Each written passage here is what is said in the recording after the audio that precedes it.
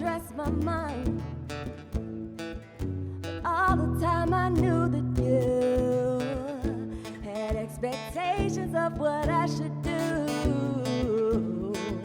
But I've been getting free, you see. No exploitation holding on to me. You can come, oh yeah, let's run away.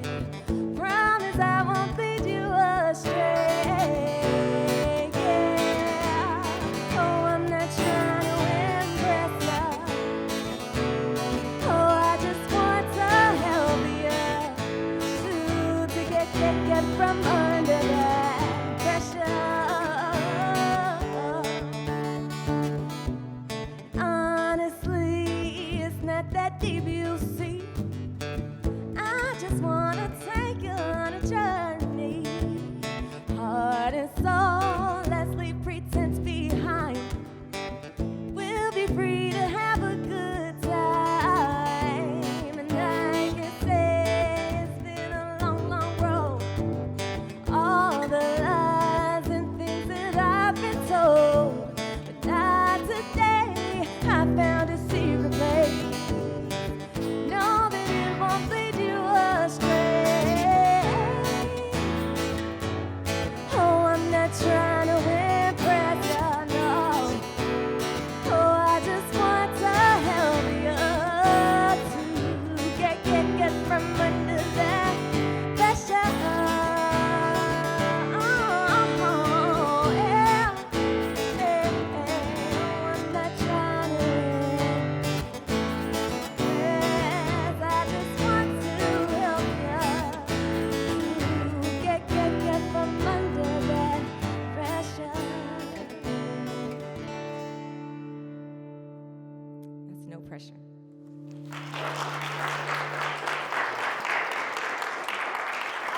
Okay, so shall we start? Let's do it. All right. Okay, let's go with our question. This goes for both of them.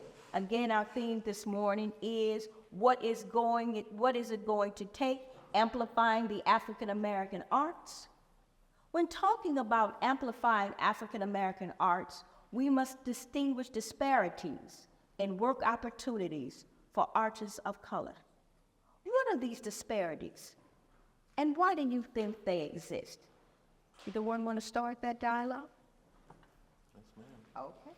Sure, I'll start. I mean, we know some of the obvious disparities when we talk about Black arts, which always start with like racism, the systemic racism, which then spills into the different opportunities that are available and, you know, the business acumen that is needed in order to do art sustainably. Yeah, I agree. I think we all carry bias, implicit bias, and oftentimes that bias is perpetuated by the media. So there are people who are not, we're talking specifically about African Americans. There are people who are not African American who have a perception of African Americans, right? Mm-hmm. And that perception of a Black woman might be a neck popping, finger snapping, sassy sidekick to a white girl, right? Or me, you know, a thugged out do-rag wearing Black man.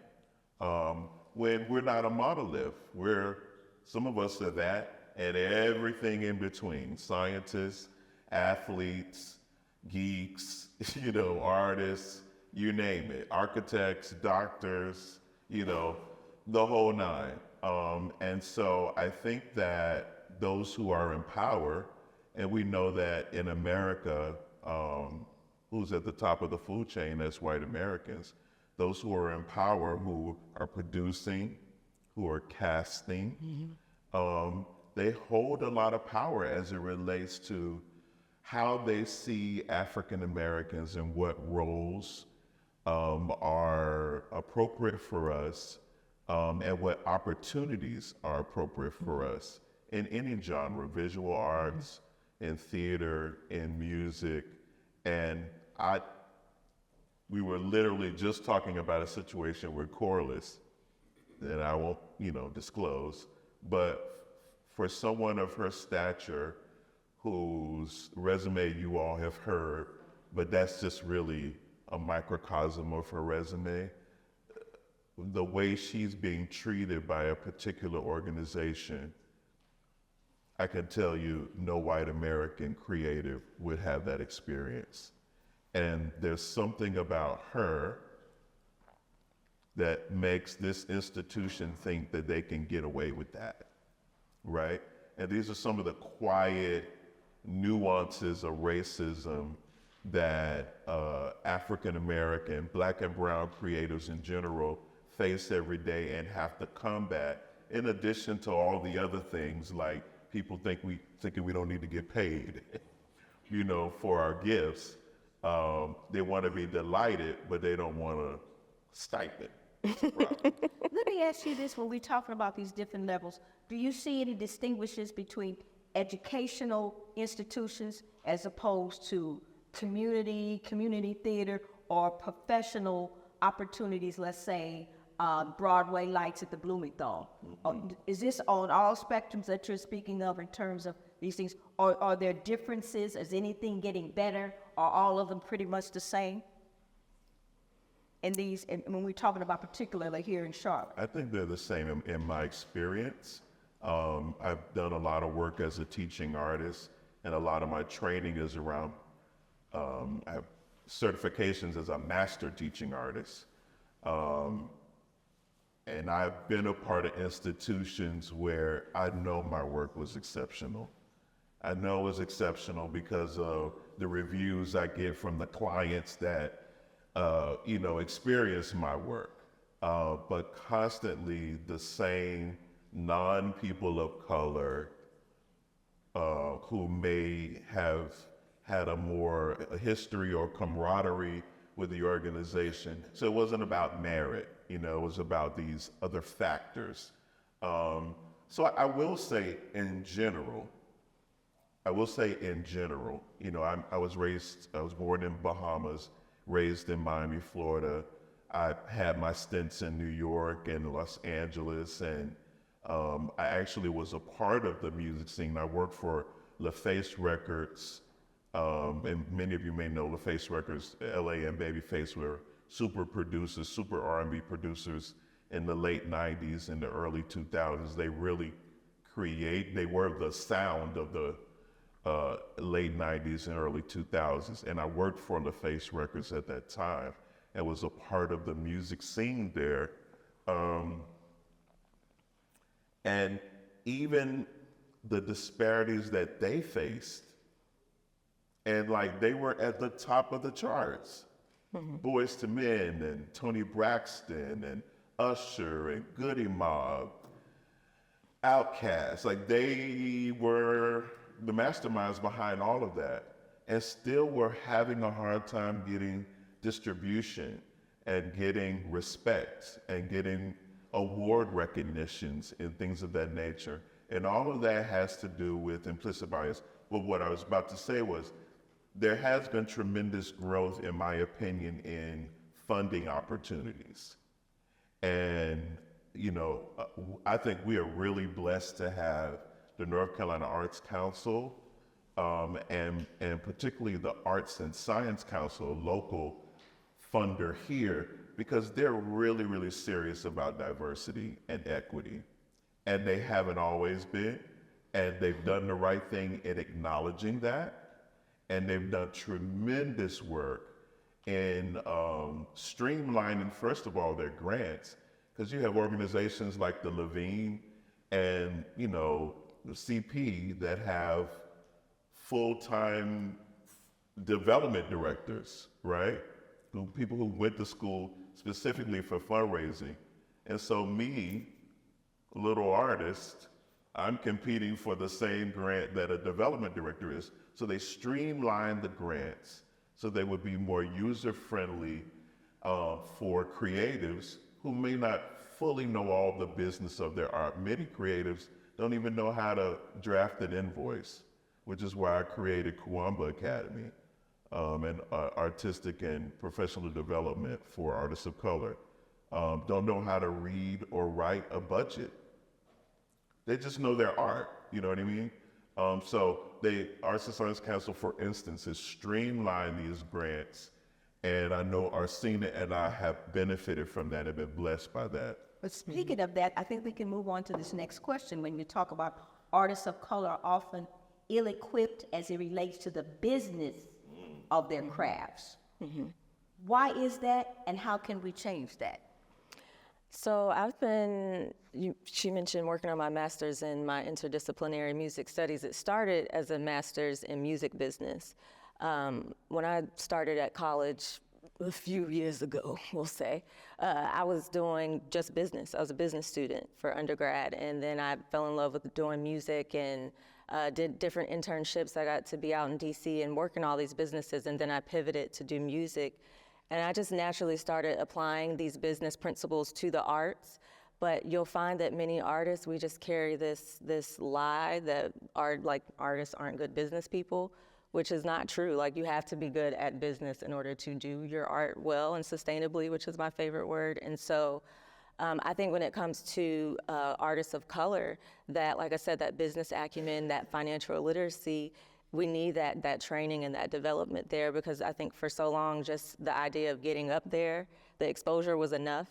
But I do think there's progress in technology, and social media is allowing us to see behind the veil of, okay, what's the business behind this? You know, we even see in media right now with, I don't know who was watching, with Taraji P. Henson speaking up about, okay, you know, this hasn't been right, which we heard Monique say many years ago, you know, so. I think the awareness is changing, and that's the first step, but I just think that we have to be interested in learning the business just as important as we want to learn the craft, you know. How do a lot of the young people here that are interested in becoming creators find out about grants and programs of that type of things and fundings? What outlets or what information is out there for them? They know what to do. They do? Yeah. Okay. Just how you find out about every damn thing else. Okay. But this is the thing, though. I think they know what to do, but then they get intimidated by the process. I and think so then it that's goes back to the business. You know what I mean? That is it. And the process can be intimidating. So right now, if you took out your phones and you Google funding for creatives in North Carolina, a host of things would come up, right? Everybody is not a writer. That happens to be one of my gifts, right? That comes very natural to me to write grants. What did not come natural to me was the fiducial part, the budget writing, right? So what I did was, you lean into your community. So there were people in my life who I knew were mathematicians and statisticians, and so I leaned into them. There were people in my family who I knew were better with finances. So when I initially started writing grants, which is when I was 18 years old, when I initially started writing grants, I knew I could tell my narrative. My narrative would be incredible. But what would happen is, and why I would not get some of those initial grants, is because my narrative and my budget were not aligned. And that's how most people don't get funded. So I say I want such and such amount of money for food, and then another such and such amount of money for social media marketing, but then there's no line item for social media marketing on my budget. Because there's such a limited amount of money that funders normally have, they have to be picky about those things, and you're out, right? So leaning into your community, leaning into the resources, just from a spiritual perspective, I'm always of the mind, if you can imagine it, then the resources are already there around you. They're already there. You just got to take a step. You got to ask around and explore. But I believe in artists I believe, whether you're a full-time creative or not, I believe in being an artist entrepreneur. Yes. But many of them are not.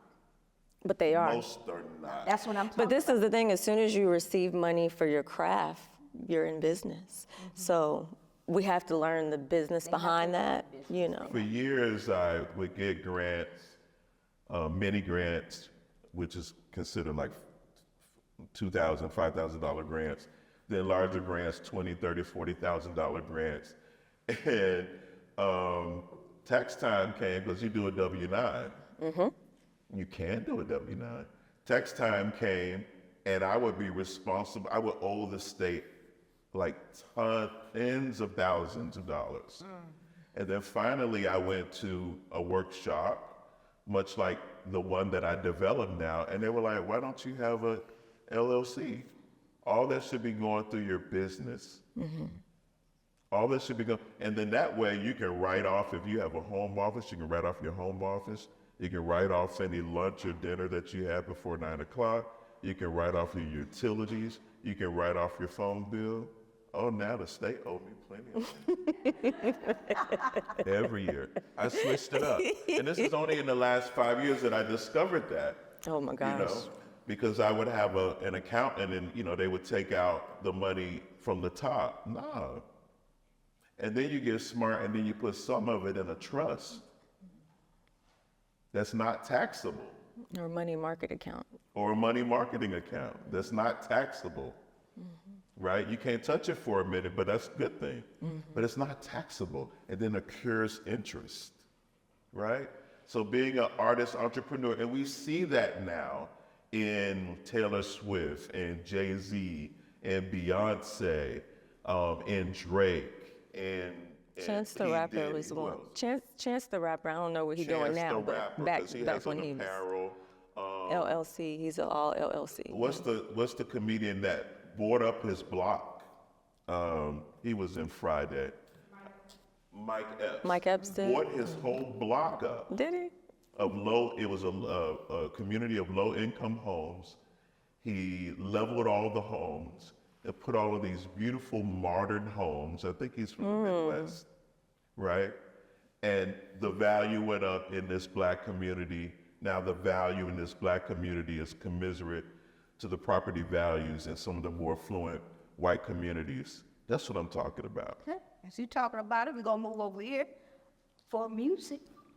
Can you speak on your perspective and work as an African-American independent music artist and owner of Dear Soul Music Company? Yeah. So yeah, I've been doing music full time, what will be 12 years this June, which is crazy. And I started out, like I said, thinking I was gonna do business, something completely different, but my biological father, he was a musician. He didn't raise me, but he gave me the strong musical genes. And he was a part of making and producing a song called Dance to the Drummer's Beat. It was a million years ago, but it's a really highly sampled hip hop song, and he never got his royalties or just due. He actually passed last year, rest in peace, but I watched him his whole life fight and try to get, you know, what he was owed, and so it just kind of pushed me to want to pursue, you know, learning the business as much as possible, and knowing, you know, when you're creating, be excited about the creative part, but the business side, like I said, as well.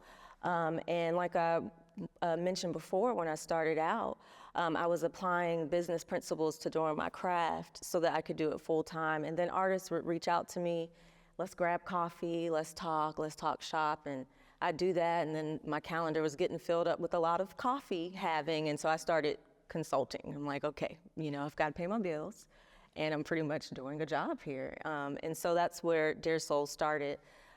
We provide resources and artist training and development for independent music artists. We have a lot of different workshops. We do way more workshops than consults, but ranging from music production to artist branding. And our branding class, which was the first class, is where we learn a lot about the marketplace. Where does this fit? Where does what you create, what products and services do you want to provide so that you can, you know, do this professionally if you choose to. We do beginner guitar, which starts tonight in Huntersville, sponsored by Culture Blocks. And just trying to resource artists to create, not worried about the mainstream industry, because a lot of times we put that pressure on creatives. You know, oh, you sing, okay, did you go on The Voice? Did you do this, you do that? And then immediately that artist has this idea of what success looks like, a lot of times through white eyes. But we can create sustainably as artists of colors independently if we choose to.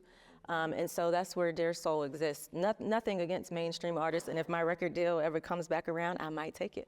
But, you know, if it does, you know the business. You want to learn it as much as possible. So I know I make sure, because we want to make sure we get to the performance. Okay. Components, but I do have this question, which I think can go for either one of you, which I think is very important. Historically, African American artists in America carry a large target for the public on their back. What do you think about the idea of tough love as it relates to the development of an African American artist? Yes. Go there. I'm speaking generationally. Okay. Yeah. And Yeah. I'm almost 50, so I definitely come from a generation of tough love as an artist. I don't think that everybody wins. No, I don't come from that generation where everybody's a winner. And sometimes you lose. And there's lessons, beautiful lessons in losing. You're losing the moment, you're not losing the battle, you're not losing your dream, you're not losing your inspiration. And you need that loss. And sometimes that loss is the thing that you need to motivate you. And it also reminds you that, it's lost, but is it really? Because like what's yours is yours. And so it's just a part of your journey to get to where you need to be. So those who I mentor and those who are a part of my fellowship definitely get tough love from me. So we started out in my fellowship Kuwamba Academy. This was the inaugural class graduated last month. It's probably like my proudest moment other than having my children. I have 2 boys, but just to see these amazing artists, visual artists, literary artists, performing artists, poets, dramatists, many of whom, were talking like this the first day of class. And a part of their graduation was for them to demonstrate their art and just the boldness for which they did that. Most of them had never been awarded a grant. Most of them had never, ever written or been awarded a grant. It was an 18-month fellowship, and each of them at least had 1 grant award in those 18 months. Like, I was extremely proud. But I had to get in their face sometimes and be real. You haven't had the fruitfulness in your career because of your complacency and your inconsistency or your entitlement or, whatever the thing is, right? So, in order for someone to speak to you that way, I think they have to know that you really care about them. Mm-hmm. And I think that was that foundation was built first. So I felt entitled, if you're going to be in a fellowship, to be able to speak to them that way. But I'm okay with tough love. What you think? it depends. I think when it comes to artists of color, and even looking generationally, the lack of resources and the scarcity mindset, a lot of times, like I sent you a video prior to today when we were preparing it, that scarcity mindset puts a lot of pressure on the talented members in the communities of color to go and be successful in a certain way. And that's why you'll see a lot of artists sign not good record deals and not understand what goes with that, and that cash advance is really a debt that you have to pay back. And you get 10 cents per stream, barely, if that, and so they're taking that money and then taking it back to the community that they want to help. Whereas other communities that have more privilege, they have different resources to pour in them. So I think tough love sometimes is the only resource that we can give. And I think if it comes from a healthy place, it's great. But I do challenge, I think in a lot of my work, how healthy it is for our mental health, because we look at artists, like I have this big mural of like Whitney Houston in my house, just as a reminder. She was marketed and branded it as American Princess, but we see now that was not who she was at all. She was LGBT, she was a lot of different things. She was nothing as she was marketed, and that affected her, and so that affects mental health, that affects drug abuse, and all these things that cause these artists to try and carry on so they can take care of the communities of color. So I think we just have to be careful to make sure that we're staying true to art, because we offer something so valuable. It can be a heavy burden. Good. There's so much stuff in here to unpack, and good information that you all have shared with them in terms of resources, funding, and then just even about your attitude. And we're talking about, which I think is very important, mental health, especially with artists, I think. So we're going to, as I said, put a pin on this for a minute and move to our performance mode of this presentation with both of these fabulous artists here. And we're going to start, I believe, with you, Jermaine. I'm a playwright, an actor, songwriter.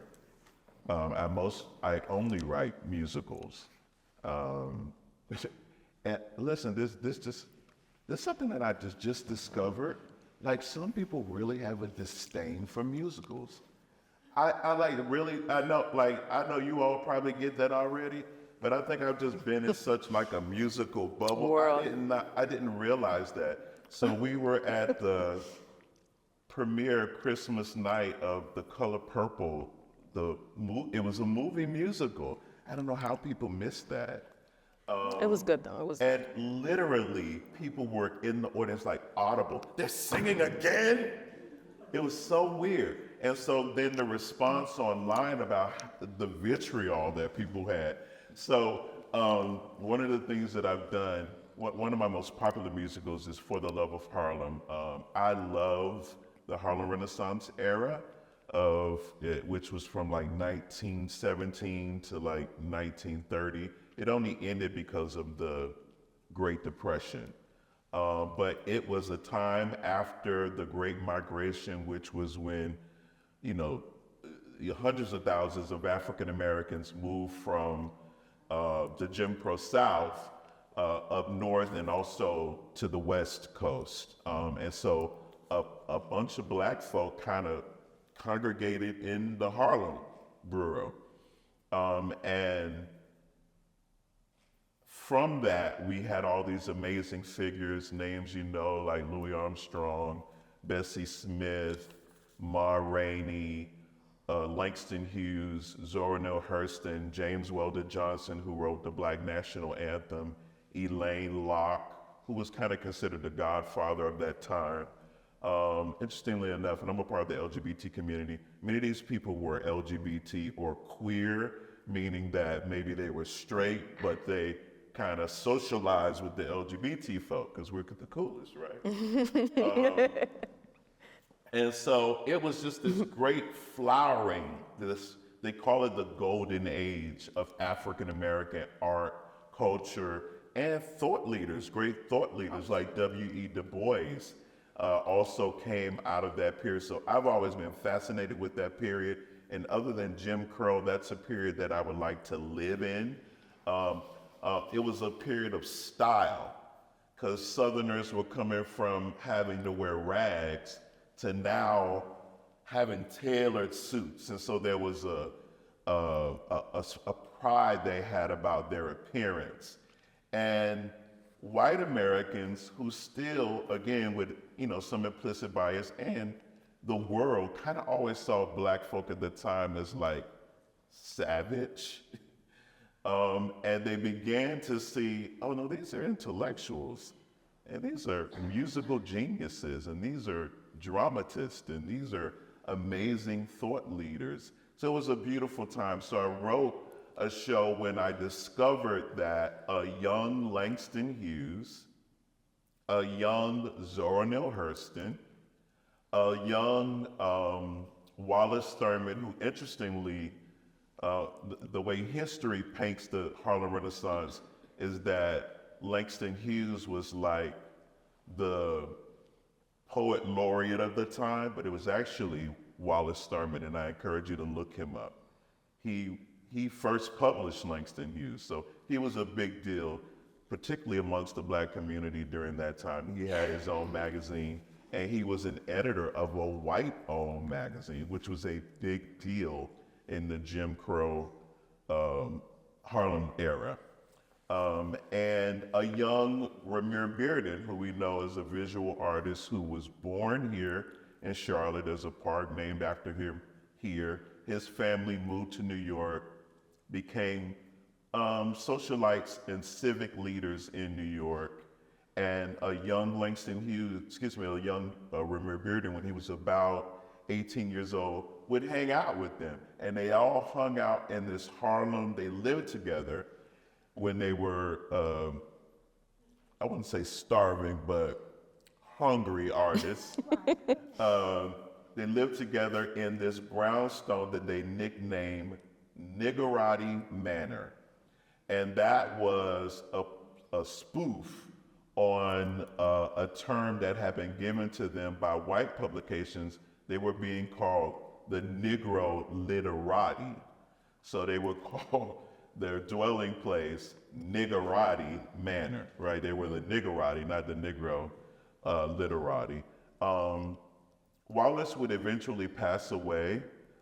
Speaking of mental health, we know that he was bipolar, even though he was extremely talented. He was bipolar. He was also an alcoholic. So he died of tuberculosis. And I want to recite for you his eulogy given by his best friend, Langston Hughes. You'll also be hearing some music from the show.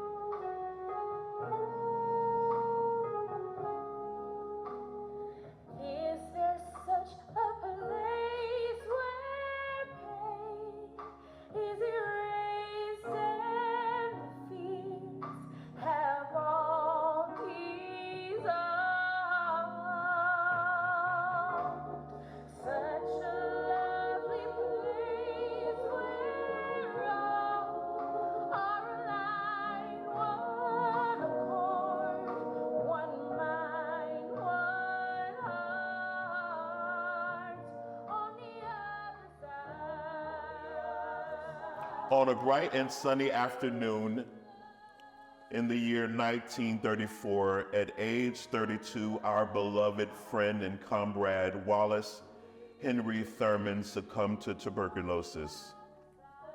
Like that day, he was a ray of light, beaming and pulsating to no end. Many found Wallace to be peculiar and self-destructive. To us, he was just strangely brilliant. It seemed as if he had read everything, and his critical mind could find flaws in every piece of literature that met his eyes. He was avant-garde. He was a pioneer in literary arts. As editor of the publication, The Messenger, Wallace was the first to publish my work. He then moved on to become the Negro editor of the first white and owned, he became the Negro editor of the white and owned operated magazine called World Tomorrow. I didn't always approve of Wallace's ways, but I admired him like no other. What I wouldn't give for a portion of his tenacity right now. We miss you, Wally. Stage direction. Heiress Alelia Walker enters. She is the daughter of America's first self-made millionaire. Spot on Alelia. A few years back, the patroness of the arts, Alelia Walker, suddenly passed away from a brain hemorrhage while attending a friend's funeral in New Jersey. Her death undoubtedly marked the end of good times in Harlem. Gay times. Our mahogany princess. She was impeccable as a hostess and a polarizing figure in Harlem. Her lavish soirees drew foreign royalty and local hoodlums alike.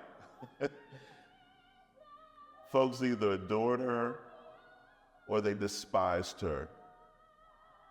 And we loved her. Things aren't as they were. The country is in an economic meltdown. We're calling it the Great Depression. There is no work, there is no opportunity, only hopelessness and despair. And of course, the Negro seems to be feeling its impact the most. It's just devastating. While his resourcefulness and Alilia's generosity will serve us well in these uncertain times, there's not much to cling to except memories of better times, days and nights of passion and decadence and exploration not soon forgotten. All that remains is love. Alilia often referred to it as an unusual love. Love that binds, love that transcends, love unending. All that remains is love. Thank you.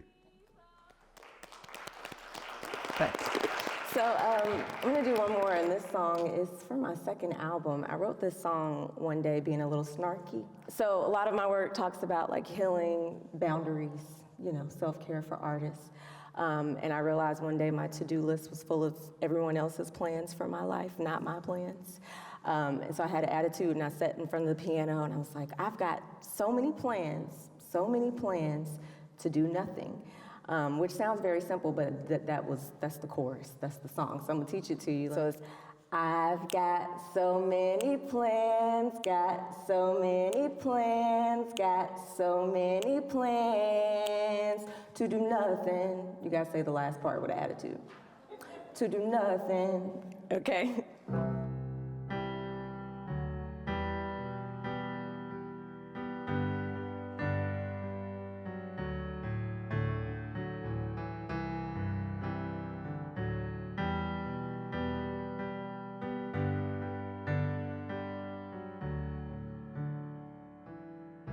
Lately, I've been pulled in many directions, doing what you want me to, and finding no time to read between the lines and do the things I love to.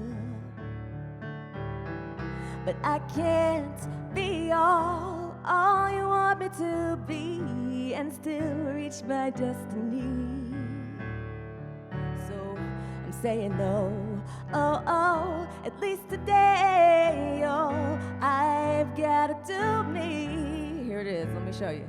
Well, I've got so many plans, got so many plans, got so many plans to do nothing. I've got so many plans, got so many plans, got so many plans. Y'all sound good, yeah.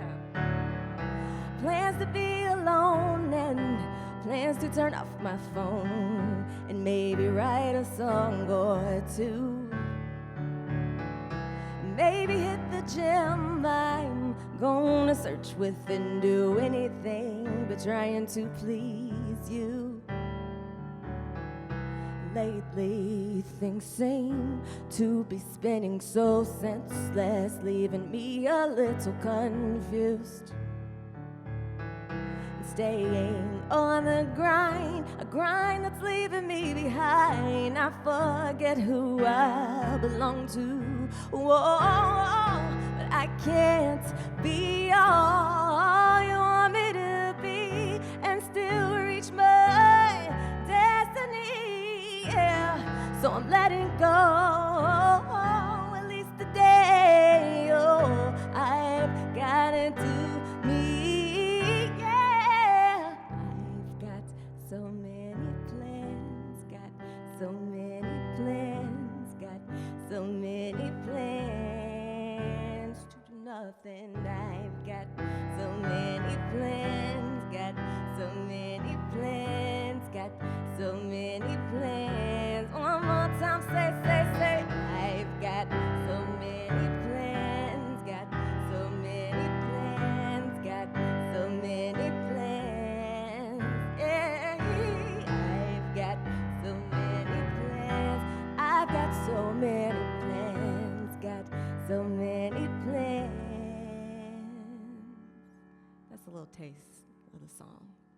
good. Y'all like it? Thank you, guys.